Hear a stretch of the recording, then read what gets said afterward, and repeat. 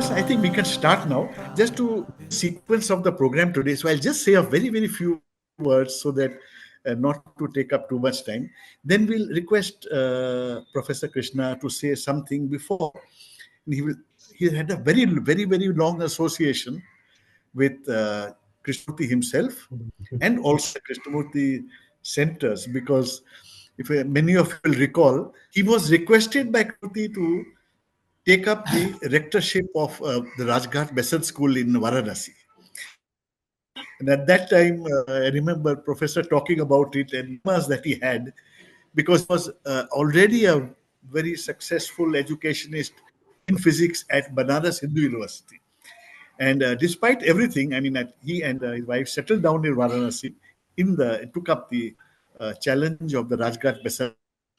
And since then, constant association with the school, but with the teachings, with the foundations. Shadiq Mohammed is a student from Hyderabad. He had written to us saying, I often go to read books and videos, etc. I'm having a lot of difficulty in understanding certain things related to Krishnamurti. And then we had some interaction.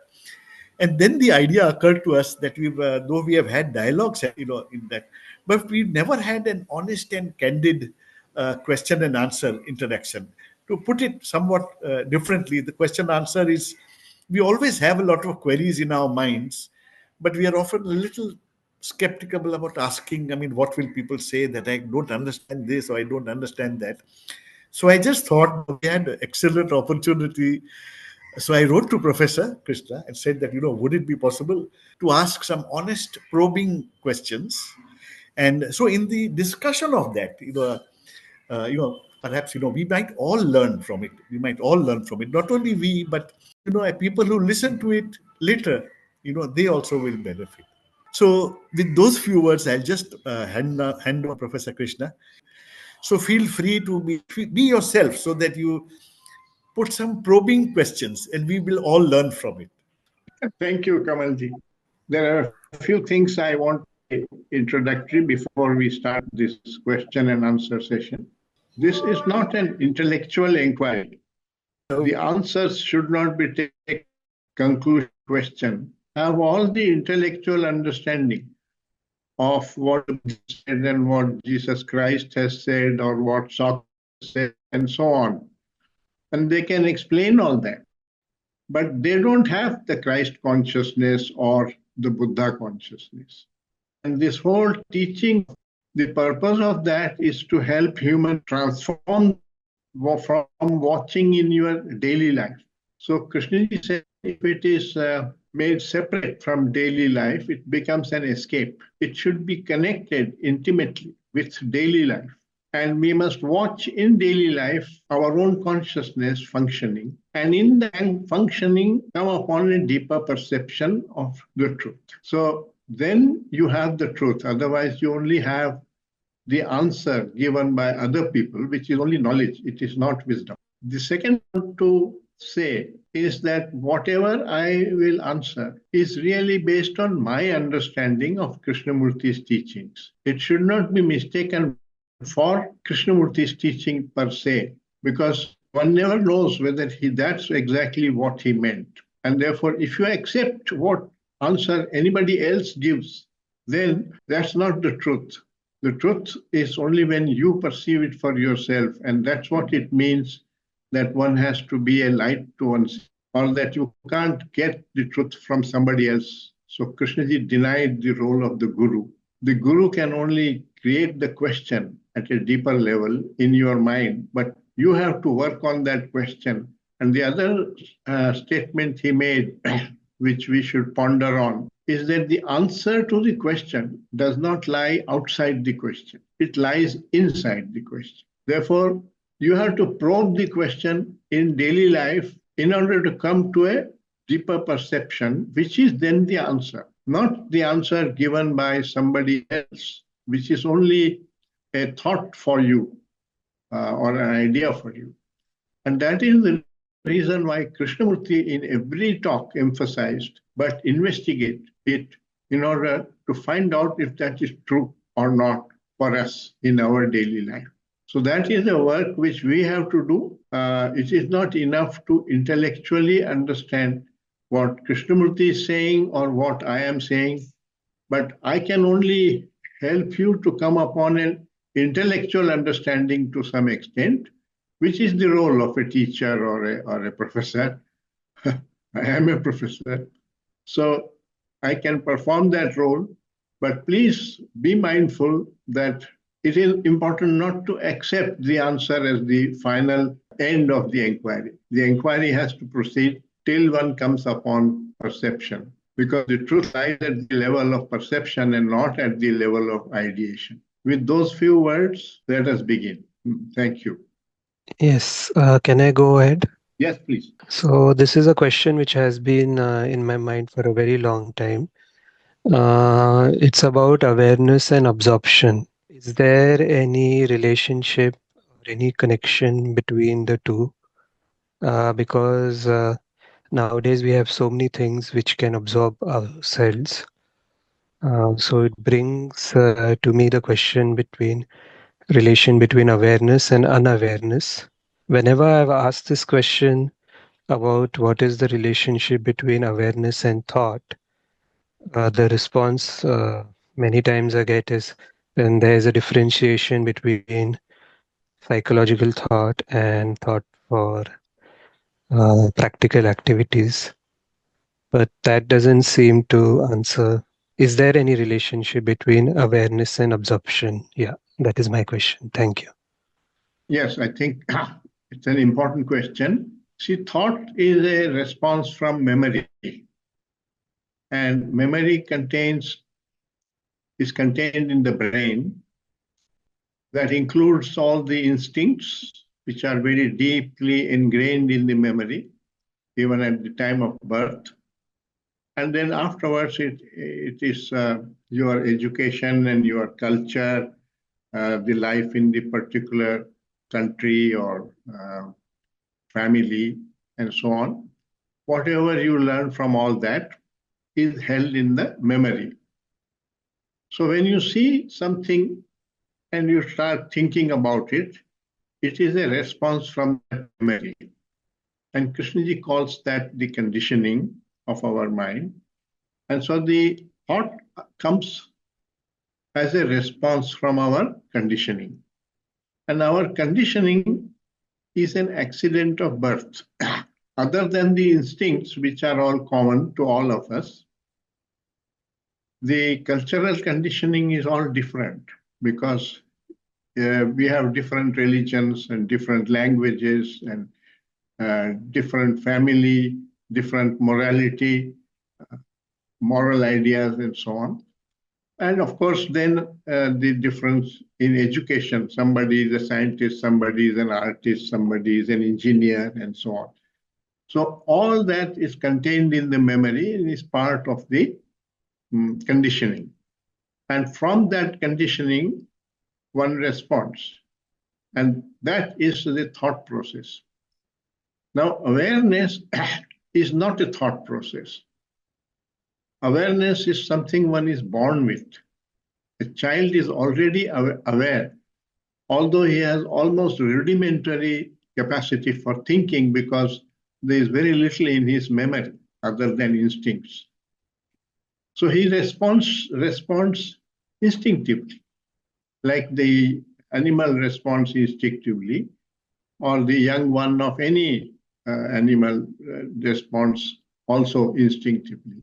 With that awareness and the senses, the child begins to learn language. When you say this is the door, he hears the word door, and he sees the door, which is part of awareness, and then the connection is established in the memory, and that is how language builds up. Once language builds up, the capacity for thinking gets enhanced very much, and also you can read books and so on.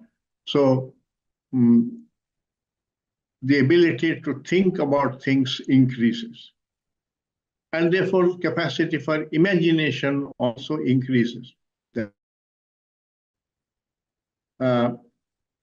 So that I would say is the difference between awareness and thinking. If we are looking at a tree, we become aware of the whole tree.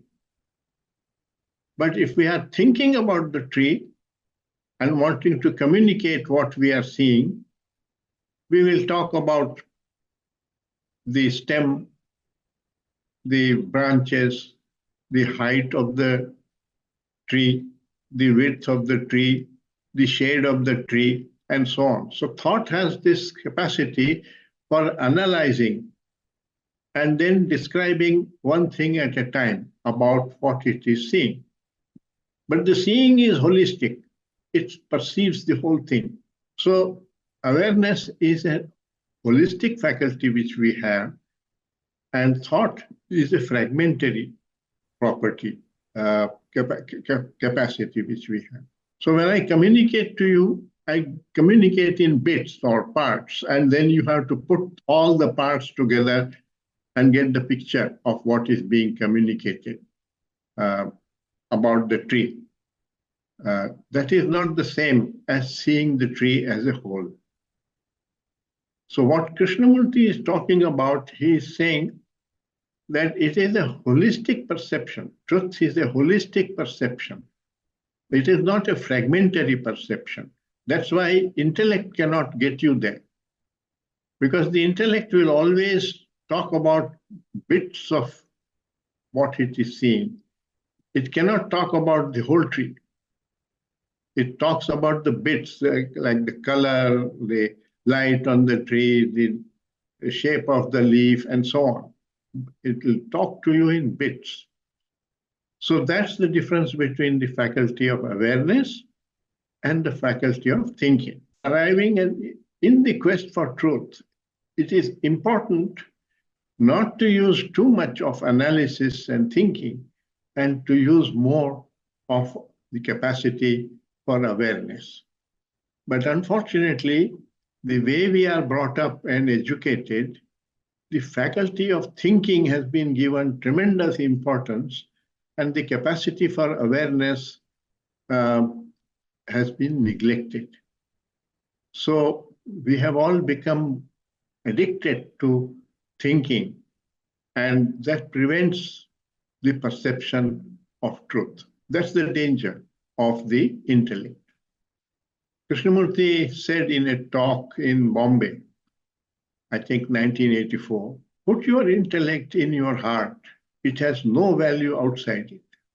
It's a very drastic statement, but one must not accept it, but one must examine it, what is he saying and why.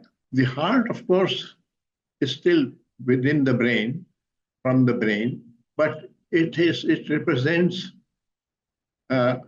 feelings of compassion and love and so on. Whereas the intellect represents the memory and the thought process, and that includes imagination. Not that one is useful, other is not useful. Everything that nature has given us is useful, but it's important to learn the role of each, what thought can do, what thought cannot do, what love and compassion can do, and where love and compassion are not important. So that's called self-knowledge, to know each faculty and the limit of that faculty, so that one begins to use the right faculty for what you want to do, and not get lost in using a different faculty which doesn't have a role in that inquiry. That's how I would respond to your question about awareness and thought. So Krishnamurti is talking about choiceless awareness. Now, choiceless means you are observing, you are not judging, you are not comparing, you are not saying this is right, that is wrong, you are not preferring, choosing, and so on. Which means the thought which produces like and dislike is in abeyance. It is like a scientist watching the planets. They can't do anything about it. but you are just watching the planet, how it is moving and so on. And he is asking us to watch our own consciousness in that way, without saying it is good, it is bad, should be there, should not be there, and so on, because all these talk about it is based on our conditioning, and our conditioning is simply an accident of birth. And it is not, it doesn't, it may be correct, but it does not lead you to the truth. We can go to the next. That's my response for this question. We often think of conditioning as, as opinions and beliefs and things. But is it true, therefore, that, when we, in our ignorance and the way we have lived our lives, very often the recordings that happen and which affect the brain and the nervous system also.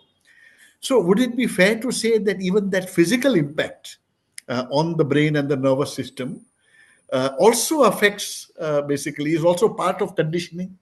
So not just not just thoughts and beliefs and all that, but also the way that one has abused life, and that seems to take its impact on the body and on the mind and all that. So just wondering whether that is so. Yes, I mean, there is a strong connection between the mind and the body. They are not independent of each other. When you experience stress or sorrow and so on, it affects the body too. It affects your sleep, it affects your body and the nervous system and so on. So it is a psychosomatic phenomenon. And scientists have also found that if you are very worried, for example, your immunity goes down and you become more susceptible to catch infections and diseases and so on. So the mind and body are together, but we often, when we talk about them separately as body and mind, just as we talk about thought and feeling separately. That's the inevitable consequence of using language. But one must be aware that thoughts affect the feelings, and the feelings also modify the thought. So it's really a joint phenomenon, not a separate phenomenon. But when we talk about it, you talk of one thing at a time. That is because thought has this restriction that it can only talk in fragments, about fragments. You can't talk about the whole. Good morning, sir. Can you hear me? Good morning. Good morning. So I would like to ask you a question about which is related to violence. So when we think of violence, so usually we used to think of it in terms of something binary, whether it is violent or non-violent. And then after reading K, after listening to his talks, you realize there is something which is not violence or non-violence, but beyond violence. So then there was this talk I was listening to where a speaker, where a questioner asked about his diet, that I don't kill, but I eat non-veg. So does that make me violent? That somehow hit me, because growing up in a culture where we don't think about food and violence and don't equate all of those things together. But then listening to that talk made me kind of equate that. And then I began to question culture, bodies, our nutrition, all of this is in a way very interlinked. And there comes this component of violence. How do you go about that, sir? How do we answer this question? Or how do we look at it?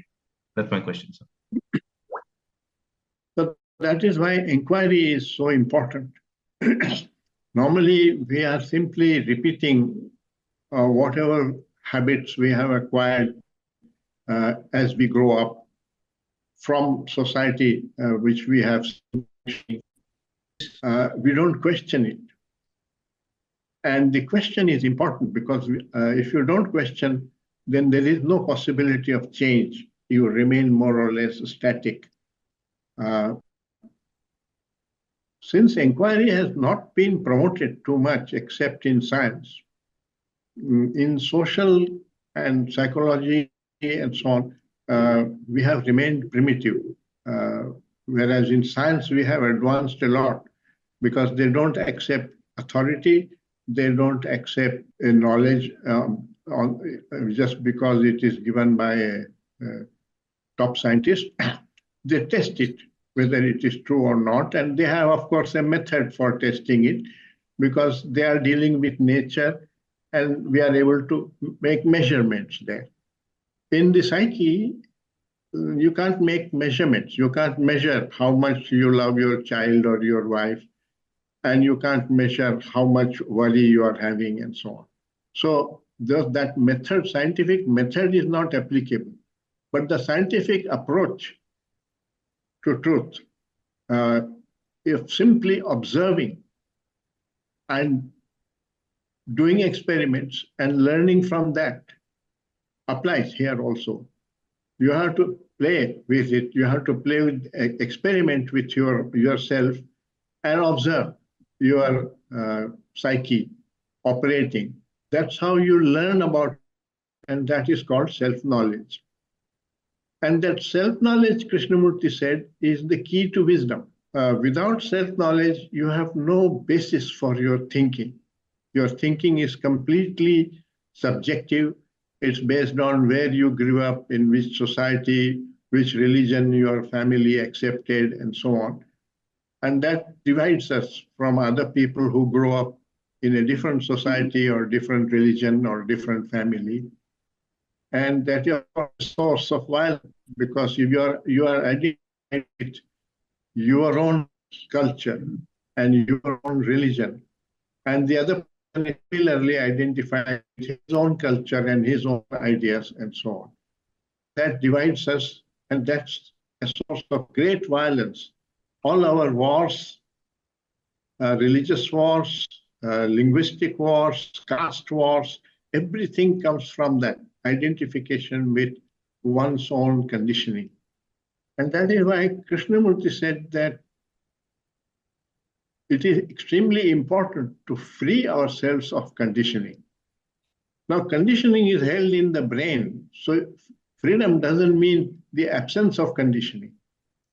Freedom means that you don't give tremendous importance to it, to your own opinion, because your opinion, is also coming from a conditioned mind, and therefore it's not the truth.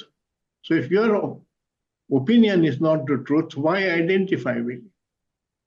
Why not hold it like scientists hold a theory, that as soon as it is discovered that it is false, you will drop it? Unfortunately, in social science, we are to our ideologies and so on. And that is what creates this division, from which all violence is born. Because the idea comes that we are separate from them, they, we and they. So you must ask this deeper question: how does the mind make that line as to who are we and who are they? How does that division arise, and why does it arise in mind? And you will notice that it's all based on illusion. And when you see something as based on illusion, the illusion ends. So that is part of self-knowledge, to end these illusions which we often identify with. They may come from religion, or they from your particular values in your society or in India, and think those are all false. They are all creation of thought. They are not part of nature. But because we accept them, they become truths for us. And it is important not to accept, but to inquire and question. Which is why Krishnamurti wanted to change education, because he wanted that education is now creating a knowing mind. It should create an inquiring, learning mind, not only learning about the outer world, but also learning about violence, about consciousness, about worry, about boredom, about frustration, sorrow, and everything like that. And unfortunately, we have not listened to that. I mean, sages have Buddha pointed it out, Socrates pointed it out in the West, and so on. We respect them, we pray to them, and so on, but we have not valued it for ourselves, and we have not inculcated that into our education. So our education is directing the mind of the child towards the external phenomena, external world, history, geography, science, and so on, not towards consciousness. And this is creating a lopsided development of the human mind, which is responsible for all our problems in society globally in the human society. So to Krishnamurti stressed that some people must work for the transformation of consciousness, which comes about through self-knowledge, through detecting what is true and what is false, so that the false ends. Otherwise, my false is different from your false. And you are identified with your illusion, and I am identified with my illusion, and that's what creates the violence between people. Otherwise, if that phenomenon is occurring, there would be friendship and love and passion. But it now, because of this hatred coming, because we and they, and a feeling of insecurity that the other people are our enemies, they are not us, they are our enemies. So all that is born of illusion, and that's why this quest for truth is the quest for the ending of illusion in the mind. And all violence is a result of such illusions. And Krishnaji pointed out that violence is not only physical violence when you kill somebody or hit somebody physically, but also when you hate, that is already violence because it is violence in your consciousness. When you suppress your feelings, also it is violence because you are fighting with yourself. So he gave a much wider meaning to the word violence than what we normally mean by that, either in law or in society in general. Professor, I just got a few questions now in the chat box, so we'll take them one by one, and then I'll ask them. So the first of these is from Dr. Loganathan. So he asks, just 1 minute, I'll read it out. Then Dr. Loganathan can just. Is a deeper understanding of past, isn't that necessary for freedom from the conditioning or thoughts? And is it possible how to live in the present when we are always driven by the past? So I'll just request Dr. Loganathan, would you like to add to it, Dr. Loganathan, anything? No, I think the question is quite clear. Okay. The question is quite clear. The thing is, we don't know what is true and what is false. So the Hindutva people, they consider whatever was the past of Hindu mythology and so on, all that is truth, and they identify with it. And this is a problem, that we don't know what is an illusion, and we take that illusion to be true. So many people think that Muslims are terrorists and so on. I mean, that's a kind of image that has been created in the mind, and they forget that it's an individual phenomenon. It's not the whole community is not a terrorist. Certain individuals have become a terrorist. Krishnamurti goes still deeper. He says the whole of society is responsible for that. I want to give you a factual example here. When Gandhiji was murdered by Godse, Krishnamurti was giving talks in Bombay, and somebody asked him, who was responsible for the murder of Gandhi? And you can read that answer. It is in 1948. end of January or early February. You can read that in the collected works. He says, gives a long answer, but I'll shorten it, paraphrase it. Basically, he's saying each one of you who is divided from his fellow man on the basis of caste, on the basis of religion, on the basis of language, is responsible for that murder. Now, all society thinks that only Godse and a couple of accomplices of his who were hanged were responsible. The law also thought so, and they hanged them.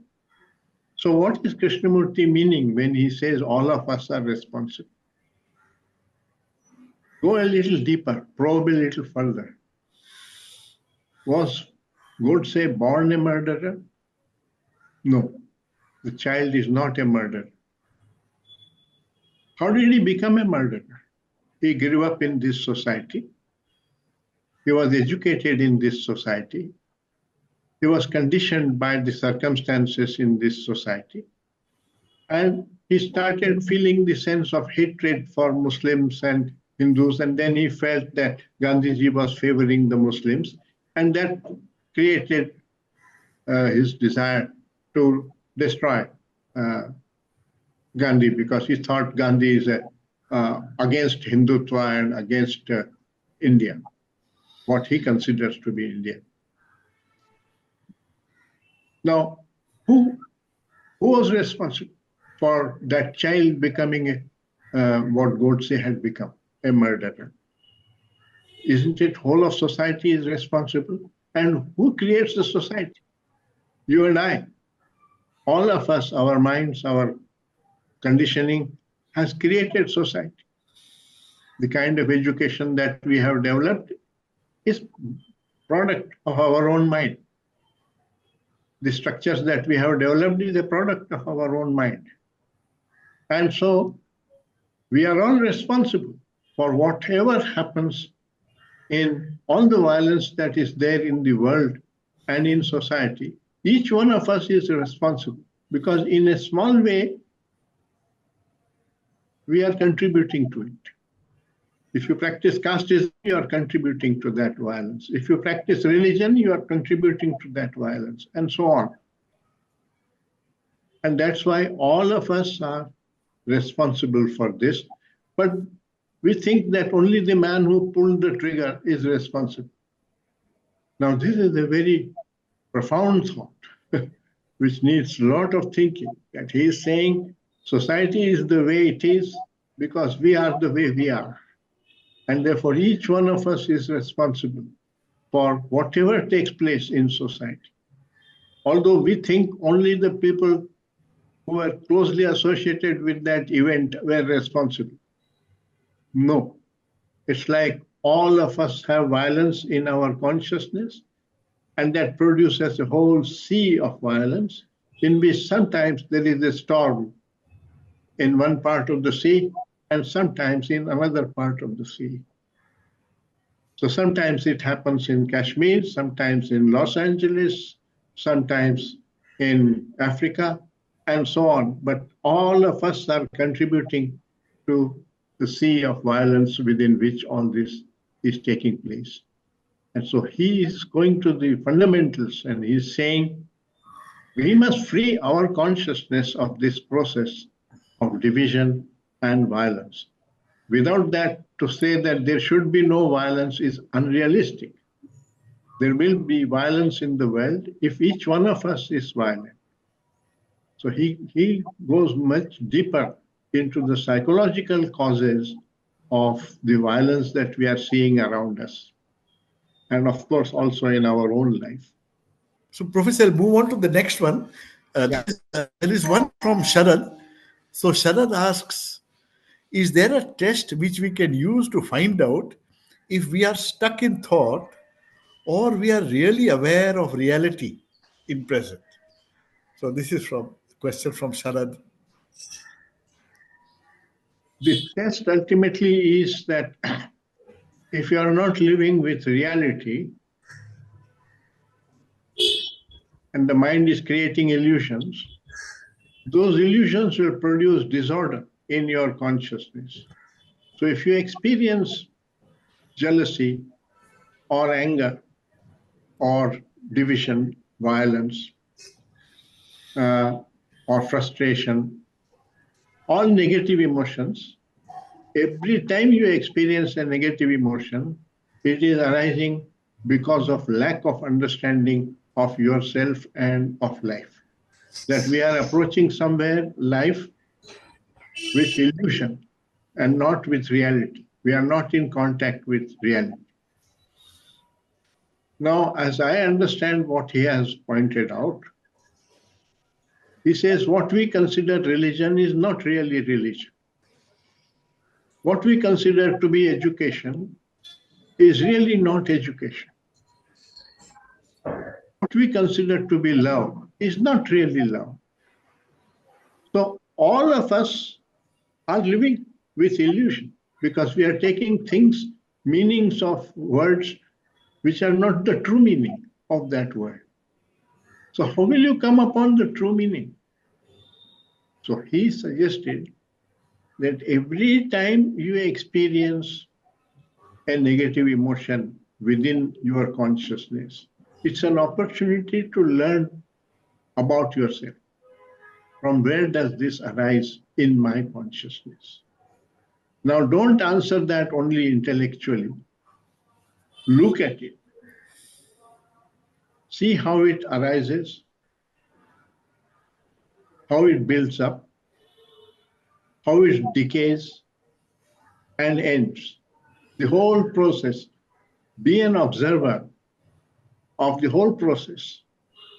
Don't interfere with the process. Don't say, I should not be angry. Don't fight your anger, but watch. Watch and learn about anger itself. You don't know. Similarly, about desire, about jealousy, about every time fear. From where does it arise? How does it build up in my consciousness? And how does it gradually decay?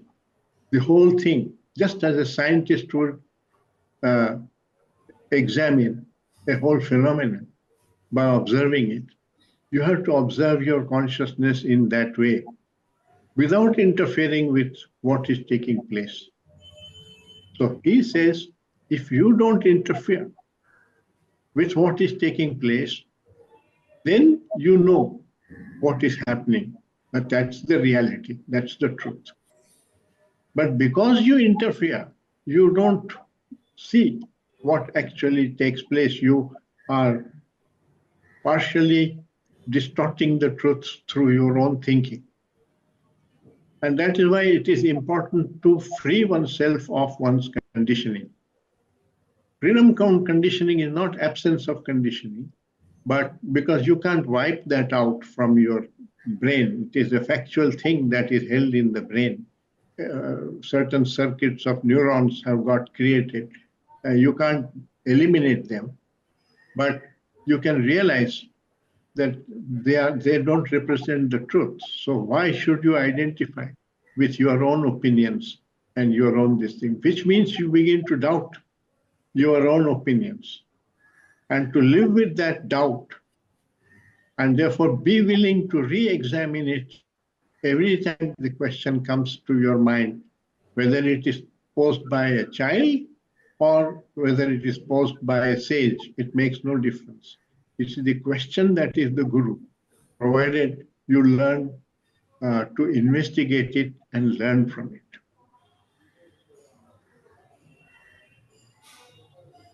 So the test ultimately is, if the disorder in consciousness has ended, then you have perceived something as the truth and ended the illusion. But if it is still continuing, then you know that somewhere there is an illusion lurking in your mind. Our next question, Professor, is from Deepika. She says, in a situation, you see the truth, but the person you are dealing with intellectualizes it and proceeds to be aggressive with you. How do you react to such a person? there is no answer to this question, because what the other person is doing is based on his ignorance. And the only way you can help the other person, if you are a friend and you want to help, is to help that person educate himself, educate in this sense of having self-knowledge, learning about oneself. Because ultimately, even the terrorist, he is a terrorist because his mind is trapped in all kinds of illusions. He thinks that if he kills people of the other religion, then he will go to heaven and he will have a better life next time, or whatever he has been told. So his mind is caught in that propaganda. Now, our mind is also caught in propaganda. We see the propaganda of the terrorist, but we don't see our own propaganda, mind in propaganda. Just as the terrorist doesn't see the propaganda in his own mind, he takes that to be the truth. So that is why it is important not to accept your own opinion as the truth. Now, one of the opinions which you expressed was that the other man is intellectualizing whatever you are saying. It may be true, or it may not be true. It may be that you think so, and that is your illusion. So you have to be humble enough to know that. Watch yourself, also watch the other person, and be aware of the fact that you can't change the other person. Even Krishnamurti can't change us. We have to change ourselves. It's as you come upon wisdom, change occurs. Change is real change is a byproduct of learning. It is not a byproduct of your opinions or your disciplining and so on. Those are all complications within the ego field. It's only self-knowledge that really transforms consciousness. And we have not really engaged in self-knowledge. That is why we have this problem. I'll give you Krishnamurti's answer. In United Nations, he was invited to give a talk, and he spoke about this division between different countries and war and so on. And at the end of his talk, it is there on a video, I think 1984 video. At the end of his talk, one man got up and asked him, "Sir, what would you do if a robber attacks you? What should you do when a robber attacks you?" And listen to his answer, though it may appear completely impractical, but listen to it. He said, "Sir, first learn to live peacefully, not for one day or 1 week or 1 year, but for 20 years. Then you will know what to do when the robber attacks you." That means you want an answer without coming upon the wisdom. First come upon the wisdom, that wisdom will give. My answer is not going to be an answer to this. We think that it is at the level of behavior, and it is not at the level of behavior. It's at the level of consciousness, at the level of illusion, and being with facts or with living with facts or with illusions. So unless the illusions are eliminated from the consciousness, which is the religious quest, there is really deeply no solution to this problem. Professor, there is the next question is from Shadik. So Shadik is from Hyderabad. So he asks, how do I know whether I'm actually observing correctly or not? How does he feel that about whether his observation is real observation or is it tainted or whatever? assume that it is tainted, because 99% of the time it is tainted because we are not free from conditioning.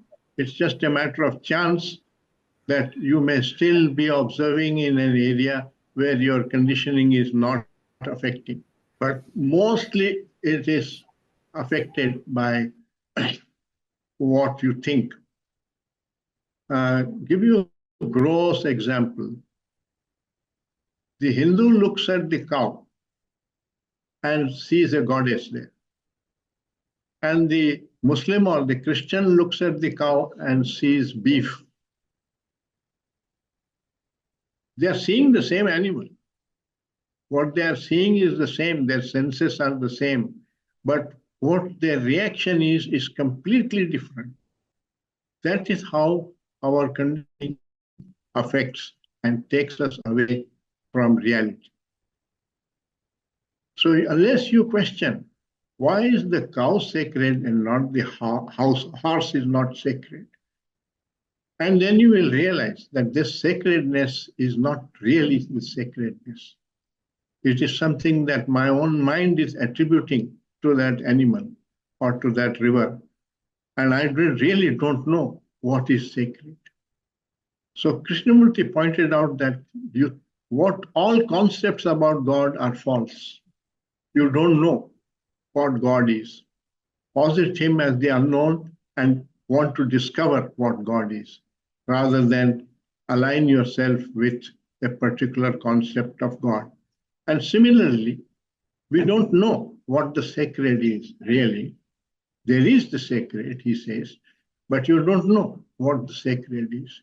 You don't know what love is, but you have ideas about love.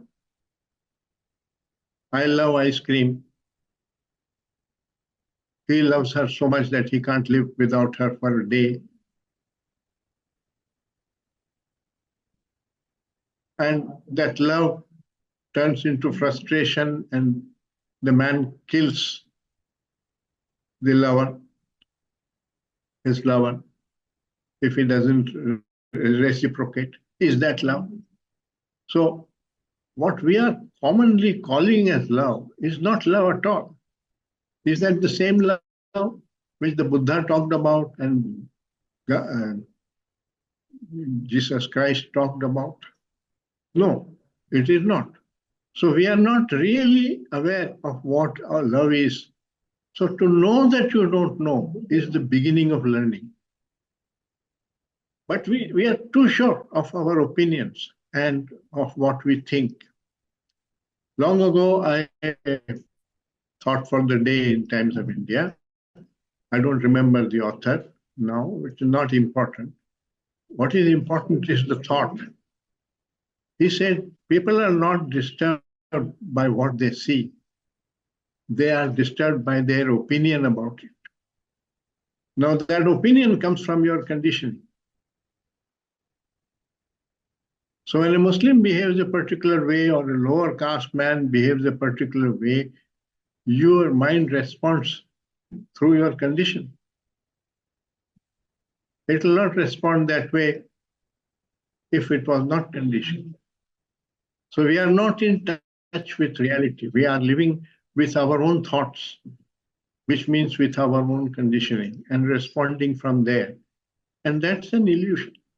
So to hold your own opinions lightly, I'm not saying don't have any opinions, you cannot do that.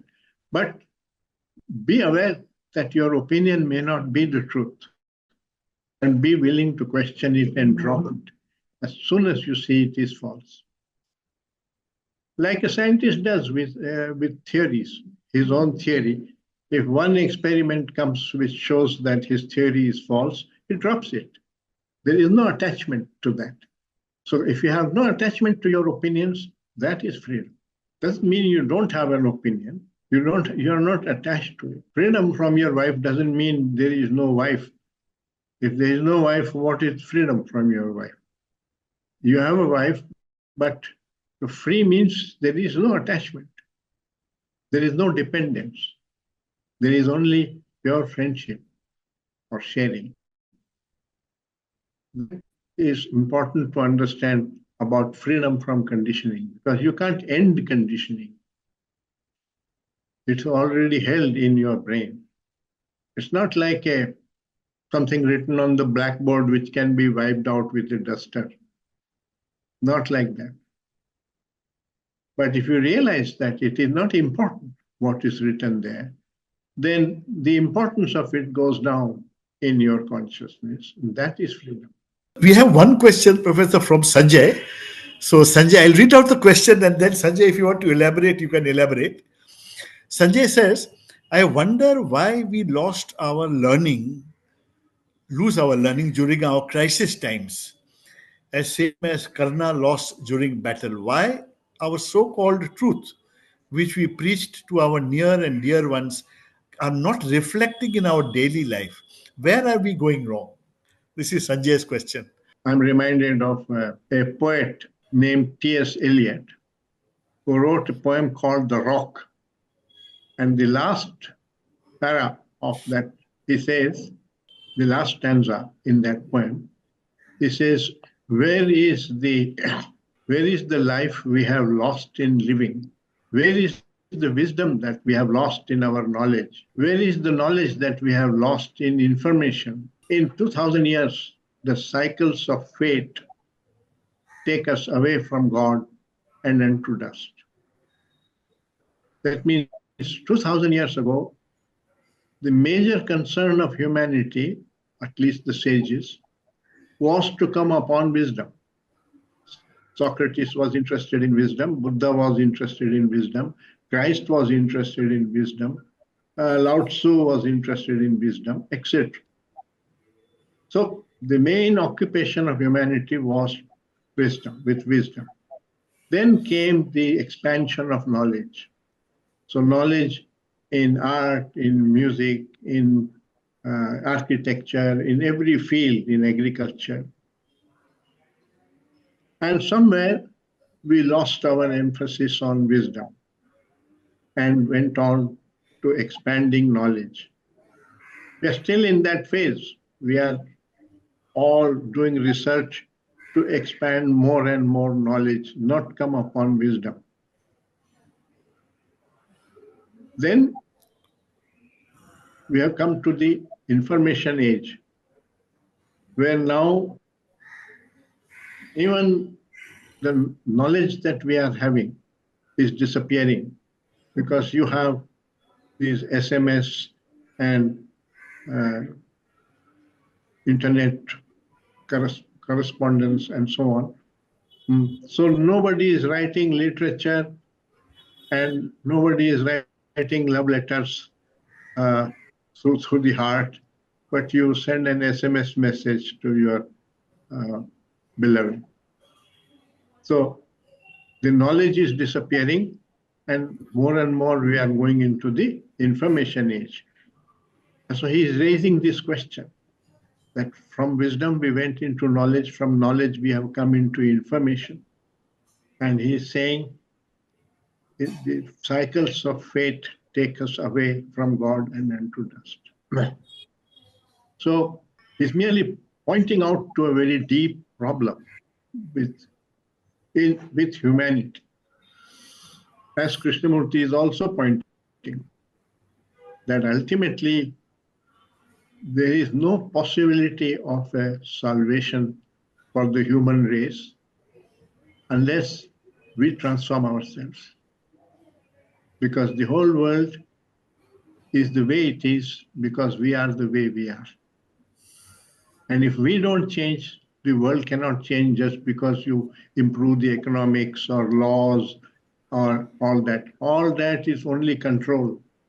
It's not a change. You're trying to control crime. You're trying to control economy and so on.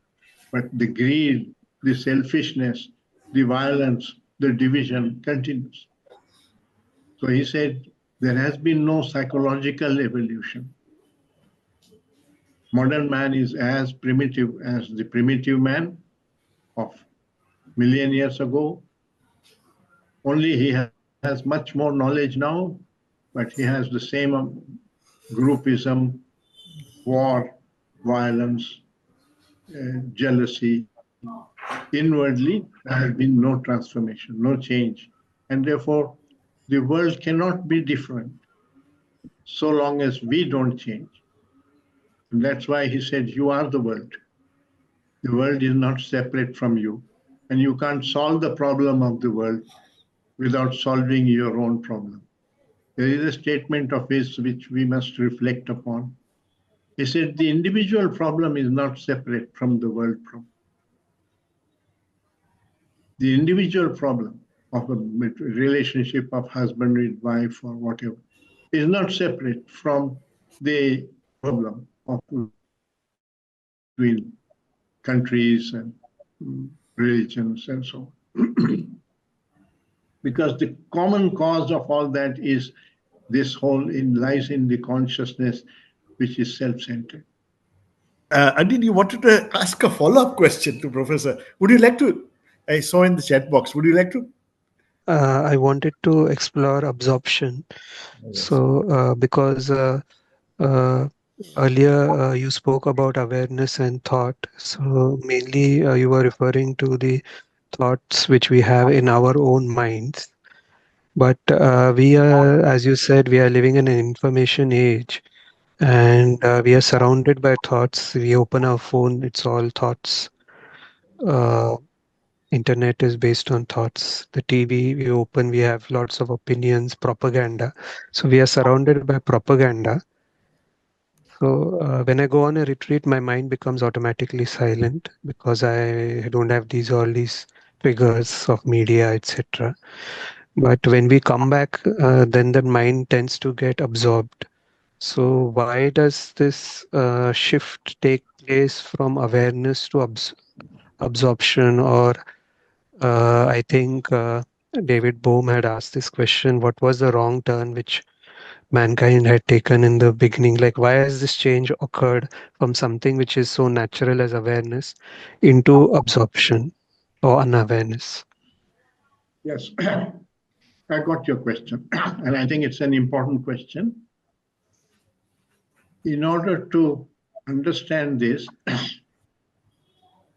one has to understand the difference between pleasure and joy.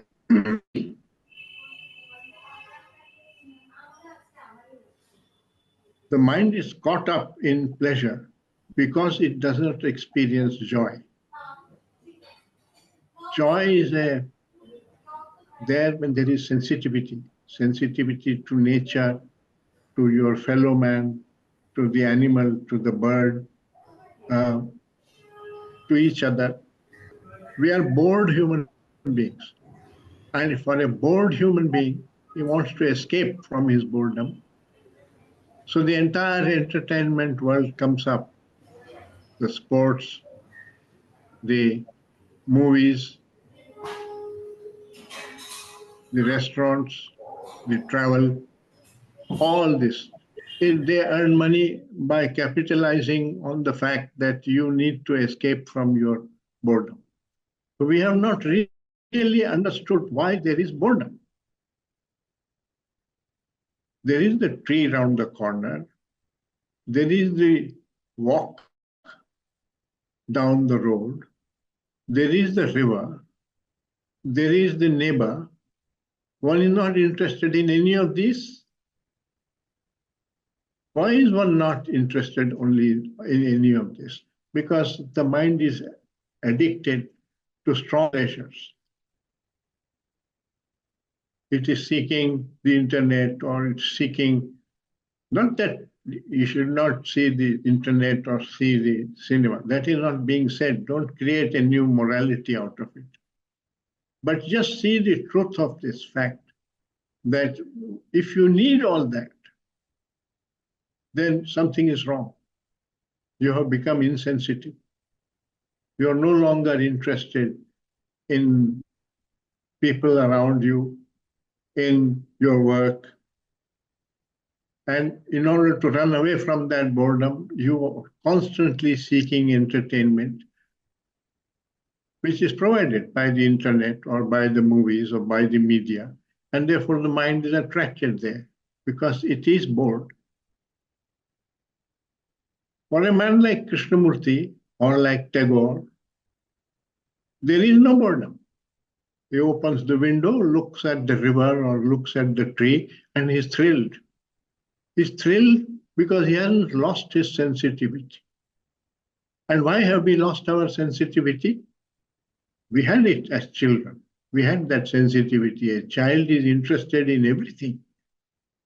He plays with a broken doll, a stick on the road. He plays with it, and he is thrilled. To collect leaves, he is thrilled. We were like that, like the child. But gradually, you started getting possessions, more artificially, beautifully created dolls, and things like that. And then society also directs you, education directs you, your mind into all kinds of things, and you become ambitious to do all that. And that ambition destroys sensitivity, because the ambitious man is interested in fulfilling his ambition. Therefore, he has no time for his child, for his brother, for his neighbor, for the tree around the corner. He has no time because he thinks it's a waste of time to be relating with all these.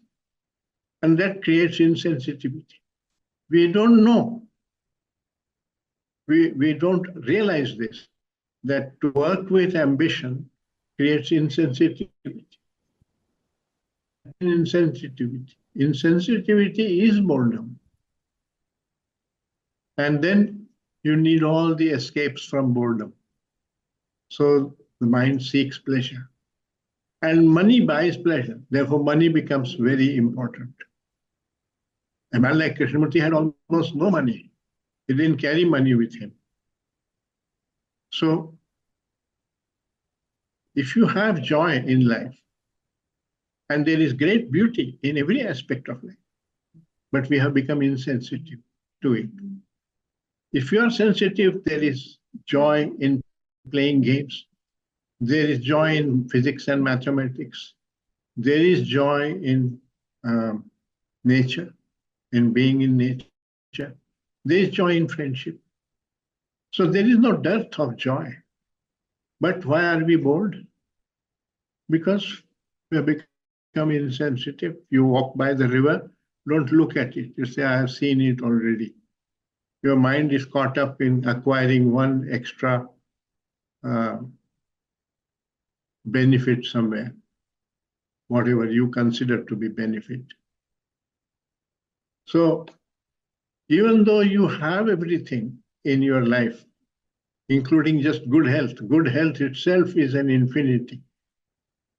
The day you lose that and you are lying in hospital, you pray to God that just give me the strength to walk on that road. I don't want anything else. But when you have the strength to walk on the road, you become insensitive to the road. That's a problem. This insensitivity is, and one has to go into this in one's own life, why we have become insensitive. Then you are chasing knowledge, you're chasing the internet, you're chasing movies, etc. You all that because you are bored individuals. So I just thought that, just like Adine had a follow-up question, maybe others like Shubho and Dr. Loganathan, anybody else who wants to follow up the earlier question, Deepika or Sharad. Sharad also had a question. Do you want to follow up something that you felt needed more clarification, if you wish? In one of the textbooks, between the conversation between J.K. and David Bohm, he asked one question that how, if someone is causing a trouble or something hurting you in the past, how come you can able to come out of that so naturally, whereas it is very difficult for him to come out of that? And he questioned it that is there any kind of change? Means he said that to that question, if I'm right, K said that he can selectively remove that memory of the hatred, or what something's bad or something happened. how is it possible to selectively remove certain things of the past? This line I could not able to understand. If you could kindly comment on this, it will be helpful, Sure. sir. Thank you. Very good question. This is an important question because right from childhood, one has been hurt and one remembers all those hurts and they come up again and again from one's memory.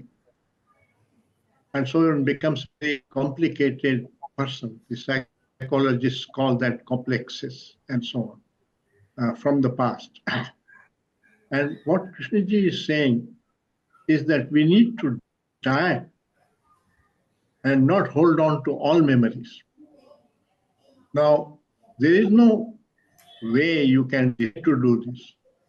That means it's not a question of exercising your will to keep certain memory or not keep certain memory. That won't work. But if you realize danger of holding on to hurts, then it frees your mind. Otherwise, you like to nurse the hurts. You create an image about that person who hurt you, and you want to avoid that person, and so on, because your image says that this man hurt me, is dangerous man, he may hurt me again. He may have changed. It may not be that way, but we live with these images. So you see the danger of holding on to images. Now, when you realize the danger of something, there is an intelligence which nature has put into us. It is not creation of our thought, which does not allow you to court danger. You don't stand in the way of a moving car. You don't, you stop at the precipice. You don't walk across a precipice and fall because the danger is so clear. The danger of remembering the faults and the ego and so on is not so clear. That's why one is constantly trapped in these ego processes and hurts and so on. And that's part of self-knowledge, to discover the danger. To discover means you actually see danger, feel the danger, not intellectually agree that there is danger. There is a difference between perceiving the danger and hearing about it from somebody else. So when you perceive the danger, that is part of self-knowledge. Self-knowledge is at the level of perception. It is not at the level of knowledge. Knowledge is at the level of ideas. It's not an idea or an opinion. It is a perception. When you perceive the danger of something, that you won't go there. You naturally, it's a natural change that takes place. And that is what self-knowledge means, that you perceive for yourself. So just to check, in case anybody, just one last question, maybe, because we are approaching 12:30. Otherwise, Kamalji, may I ask a question? Do you hear me? Yes, Prabhupada, please, we can hear you. Carry on. Sir, you are telling, sir, rightly you are telling that it is very much required, essential to drop the illusions, because so many violence and all distorted factors arise from this state of illusion. Now, what I would like to know from you, or rather, what I would like to inquire through you, whether it is possible at all for a thoughtful mind to drop such illusion, or it is possible only for a meditative mind, because somehow I can sense that my energy to approach this question of dropping the illusion needs a non-fragmented energy. Personally, as a person, I feel that my energy is quite fragmented. So, for any person like me who is fragmented, whose energy is fragmented, is it at all possible to observe and then to drop all sorts of illusions with this fragmentation? Yes. If you can see the danger of being addicted to thinking, addicted, not that you should not think, but no addiction, no dependence on thinking, then awareness increases. The capacity for awareness increases because we get sidetracked into thinking about a problem. So Krishnaji says, don't look at life as a problem to be solved. Life is a mystery to be learned about, right?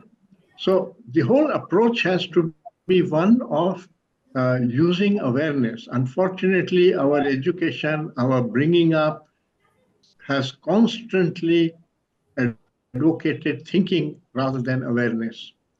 And therefore, predominantly, we have become thinkers. We have not become people with awareness. And that is like an addiction to thought.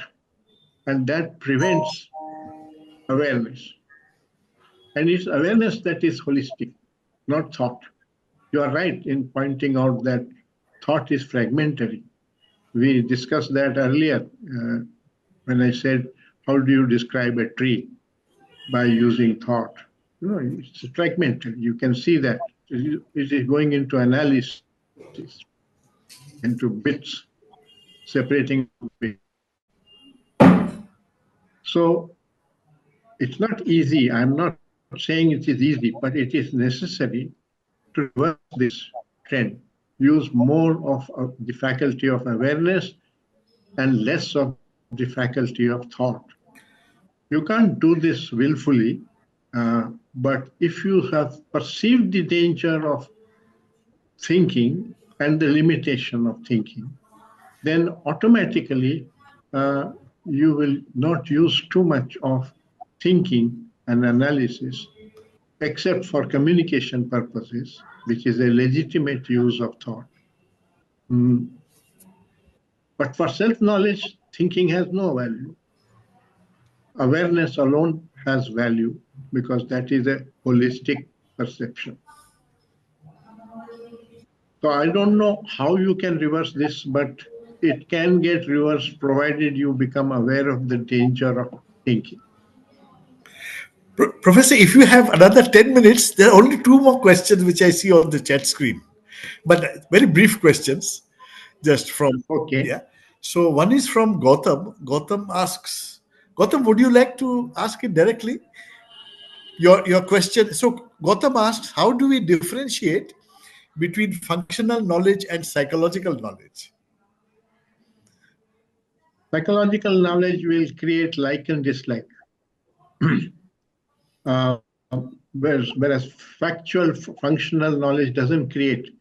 If you want to know the best way to go from here to Calcutta, you need to look at the railway timetable and so on and get the timings and decide. That's kind of factual thinking.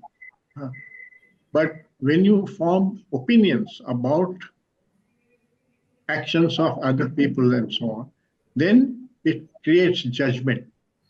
It brings in judgment. You are judging, and that judgment is done from values which are part of your conditioning. So they are subjective, and you start liking and disliking out of that. So the images are like that. The image of a Muslim, then people dislike a Muslim or dislike a Shudra and hold the Brahmin in great this thing. You are forgetting that they are individuals and they are not part of a community, and that whatever you are thinking about that community is false. It is all, the individual is different from the community. So the mind gets trapped in this kind of mistakes which it makes, and that's an illusion. That's illusion. When you take something to be true when it is not true, that is illusion. Right. So ultimately, I think the answer lies in self-knowledge, and self-knowledge, unfortunately, has not been promoted in education. Right, Professor, one last question, and this comes from Hyuga. He's from Japan. Hyuga, can you ask your question, Hyuga? Yes. Hello, Professor Krishna. I'm very happy to see you healthy Thank you. and very Thank active. you. So am I. I just want to, I don't know if this question is our connection with nature, to be in nature, might help to be more aware and not to be so addicted to thought as you were just mentioning just now. To what extent being in contact with Mother Nature might help us? Maybe help might not be the word, but help us to, I yes, understand. be more aware. Yes, it has an enormous role to play, provided you are sensitive. You can approach nature as an escape. One goes out for picnics or for entertainment into nature when one is tired or one is bored with life and you want to go and have rest. You're using nature to achieve something for yourself. So you're approaching nature egoistically. You're not approaching nature like a friend. So right from childhood, if you are brought up in nature, it helps. It's very conducive for understanding life and for sensitivity. Brings in great sensitivity to trees, to birds, to the sky, to stars, to river. All beauty, the perception of beauty, it grows.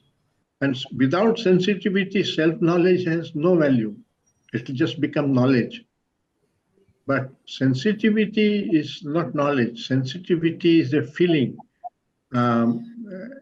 which comes, perception of beauty. It is perception of beauty. And so if you are sensitive, you perceive that beauty in friendship, for example. So it's true friendship. It is not that you are friendly because you need that person to solve some problem of yours. That's a different thing. You may go to a doctor because you need medicine.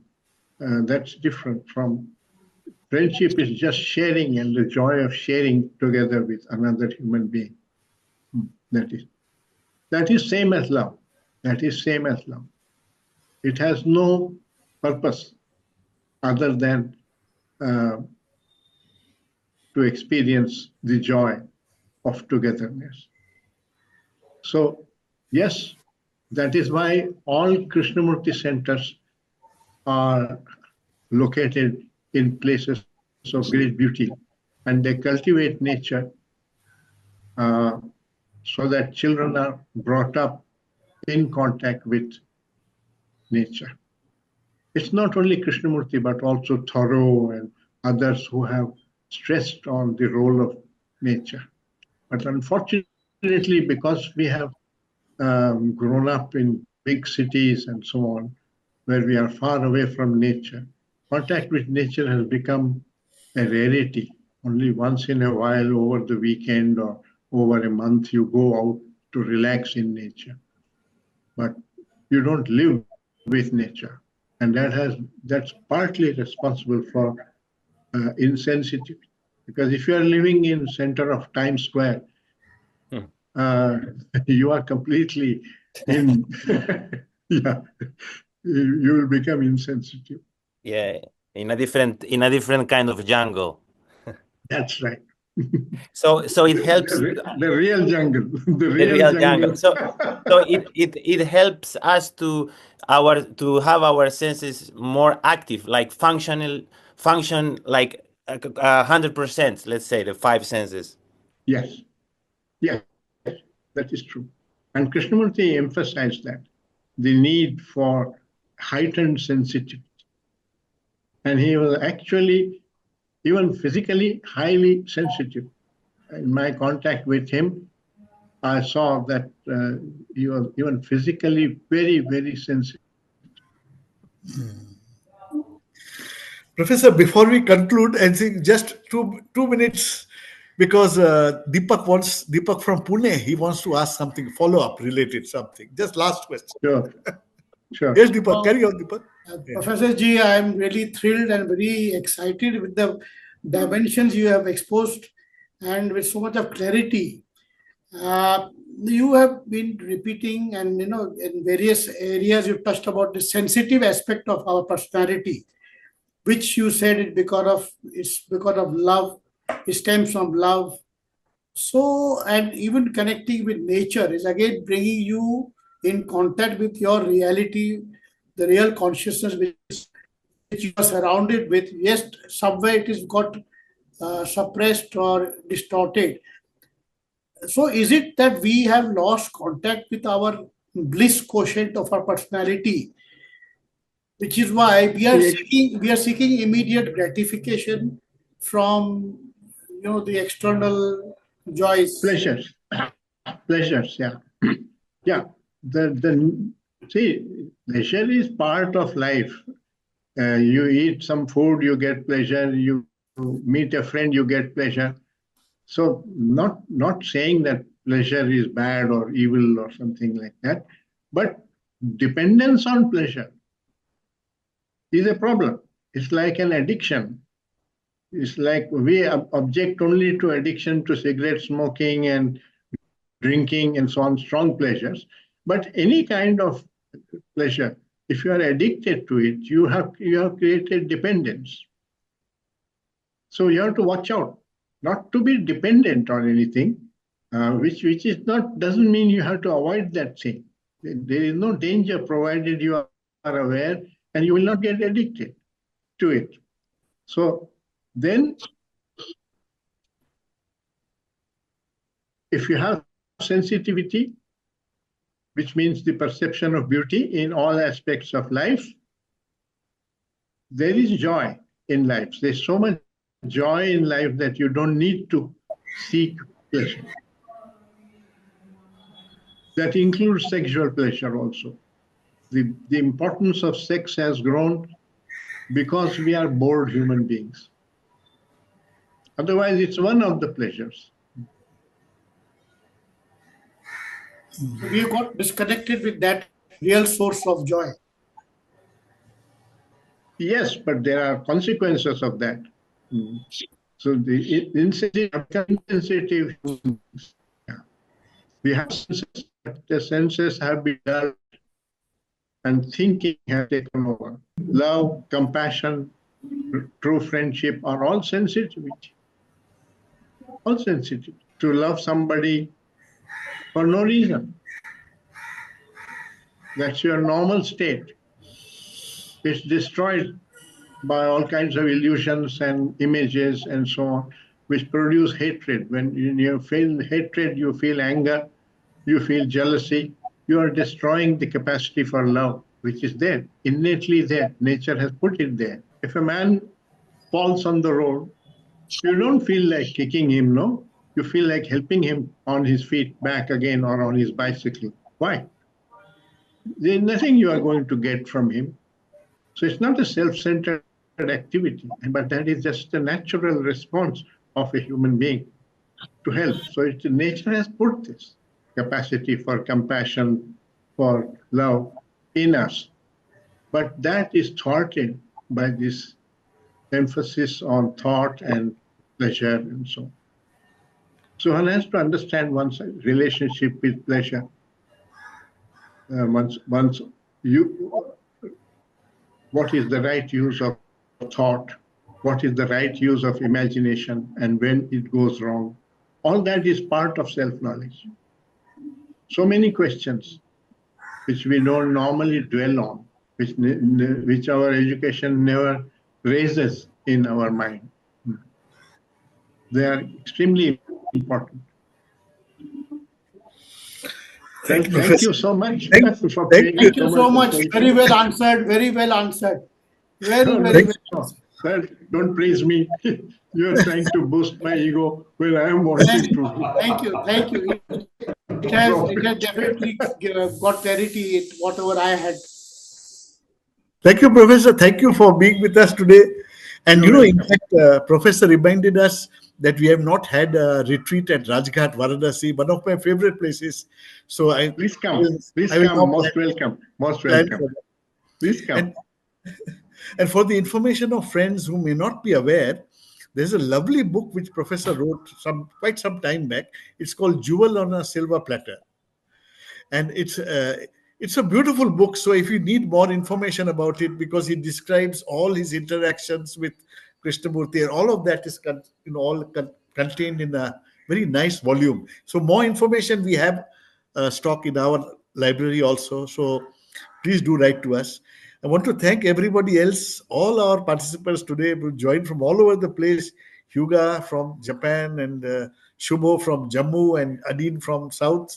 So from everywhere people have joined today. Thank you so much.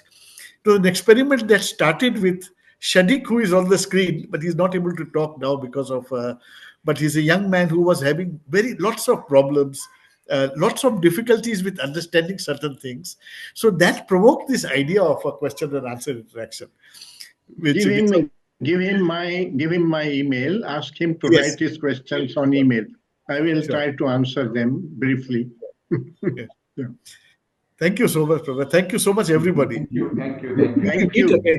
Till we Oh, meet again. welcome. Yeah. Thank you, sir. Thank you so much. You're welcome. Welcome. Thank you, everybody. Thank you, Kamal, for organizing this. Thank you, everyone. Thank you.